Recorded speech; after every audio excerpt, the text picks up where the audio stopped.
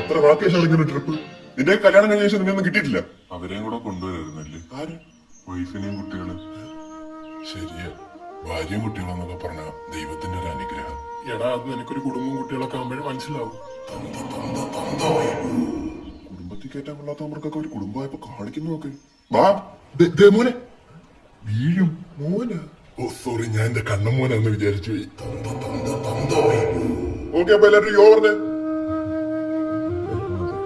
എന്താടാ നീക്ക് ഇങ്ങനെ ഇരിക്കുന്നത്? എടാ, അലമ്പാക്കാതെ ഇടും, അത് പരിചയമില്ലാത്ത സ്ഥലവും.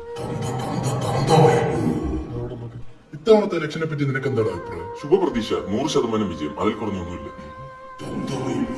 ഇന്നലെ എന്റെ വൈഫിന്റെ അച്ഛൻ വീട്ടിൽ ഉണ്ടായിരുന്നല്ലേ? അത് പറഞ്ഞപ്പോഴാണ് ഇന്നലെ ഒരു മുട്ട വിറ്റ് കിടന്നു. ഇന്നലെ കഴിച്ചോണ്ടിരിക്കാൻ നേരത്തെ 2 തവി ചോറോട് അധികം ഇട്ട് പുള്ളി എന്റെ അടുത്ത് പറയുന്നത് തീറ്റ മത്സരമല്ല.